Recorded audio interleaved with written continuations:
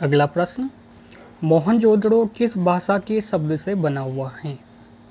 तो मोहनजोदड़ो जो हैं सिंधी भाषा के मुअन जो दड़ों से बना हुआ है और जिसका अर्थ होता है मुर्दों का टीला। मोहनजोदड़ो को बहुत सारे नामों से जाना जाता है, जैसे सिंध का बाग, माउंट ऑफ डेड, प्रेतों का टीला, सिंध का मरुस्थल, मृतकों का टीला, सिंध का नकलिस्तान, स्तूपों का शहर आदि अनेकों नामों से मोहनजोदड़ो को जाना जाता है। तो ये इसके उपनाम, इनमें से कोई सा भी नाम पूछा जाए तो वह मोहनजोदड़ो को नामक स्थान को दर्शाता है। किस इतिहासकार ने हड़प्पा और मोहनजोदड़ो को एक विशाल साम्राज्य की जुड़वा राजधानी बताया है?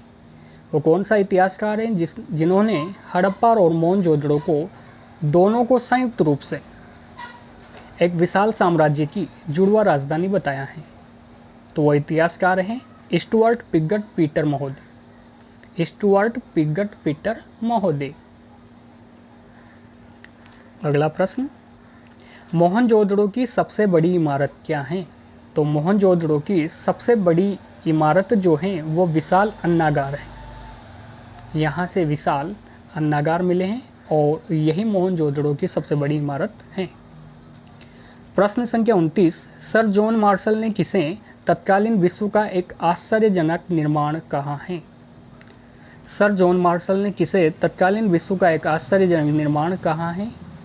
तो तत्कालीन विश्व का एक आश्चर्यजनक निर्माण जिसे कहा गया है वह स्थान है वृत्त स्नानागार, जो कि प्राप्त हुआ है मोहनजोदड़ो से। बहुत ही बड़े विशाल रूप में स्नानागार। प्रश्न संख्या 30, डी कोशाम्बी ने मोहनजोदड़ो के विशाल स्नानागार की तुलना किससे की है? तो डी कोशाम्बी ने मोहनजोदड़ो के जो विशाल स्नानागार हैं इसकी तुलना कालांतर की पुष्कर व कमलताल से की है, जबकि इसी स्नानागार को वृत्त स्नानागार को सर जॉन मार्शल ने एक आश्चर्यजनक निर्माण कहा था। प्रश्न संख्या 31, कांसे की नृत्यरत मूर्ति कहाँ से प्राप्त हुई है? तो कांसे की नृत्यरत जो मूर्ति है वो मोहनजोदड़ो से प्राप्त हुई है।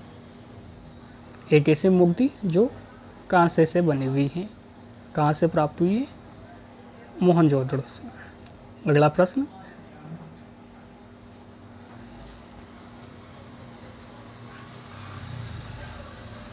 किसने दावा किया है कि मोहनजोदड़ो से मिली कांसे की नर्तकी की मूर्ति हिंदू देवी पार्वती माँ की है? तो ऐसा दावा करने वाले व्यक्ति हैं professor TP Verma. Professor TP Verma. प्रश्न संख्या 23, पुजारी, योगी या पुरोहित की सेलखड़ी की बनी हुई मूर्ति कहाँ से प्राप्त हुई है? ऐसी मूर्ति प्राप्त हुई है मोहनजोदड़ो से। इसकी खास बात यह है कि इसकी मूछें नहीं हैं लेकिन दाढ़ी है, ये इसकी विशेषता है। प्रश्न संख्या 34, पशुपति शिव की मोहर को किसने आदि शिव कहा है? तो ऐसे विद्वान जिन्होंने पशुपति शिव की मोहर जो मोहनजोदड़ो से प्राप्त हुई है उसको आदि शिव कहा है। तो ऐसे विद्वान है सर जॉन मार्शल। यह मोहनजोदड़ो से प्राप्त हुई है जिनकी दाईं ओर बाघ व हाथी तथा बाईं ओर गेंडा व भैंसा व सामने की ओर 2 हिरण उत्कीर्ण हैं। ये ऐसी मूर्ति है। कौन सी? पशुपति शिव की मोहर। प्रश्न संख्या 35, शिव की बनी हुई पटरी कहाँ से प्राप्त हुई? तो शिव की बनी हुई पटरी मोहनजोदड़ो से प्राप्त हुई है। प्रश्न संख्या 36, 20 खंभों वाला सभा भवन कहाँ से प्राप्त हुआ है? तो 20 खंभों वाला सभा भवन मोहनजोदड़ो से प्राप्त हुआ है। इसी सभा भवन को मैके ने बाजार भी कहा है। क्या कहा है? बाजार। प्रश्न संख्या 37, हत्थे के लिए छेद वाला एक बसूला कहाँ से मिला है? एक ऐसा बसूला जिसमें हत्थे के लिए एक छेद भी बना हुआ है, कहाँ से मिला है? मोहनजोदड़ो से। प्रश्न संख्या 38, महाविद्यालय भवन या सभा भवन के अवशेष कहाँ से मिले हैं? सभा भवन या महाविद्यालय भवन के अवशेष मोहनजोदड़ो से। प्रश्न संख्या 29, चांदी का प्राचीनतम साक्ष्य प्राप्त हुआ है? चांदी का प्राचीनतम साक्ष्य मोहनजोदड़ो से। प्रश्न संख्या 40, किसे मोहनजोदड़ो के कंकालों से मलेरिया के साक्ष्य मिले हैं? मोहनजोदड़ो से प्राप्त जो कंकाल हैं उनसे मलेरिया के साक्ष्य मिले हैं इस विद्वान KUR केनेडी को।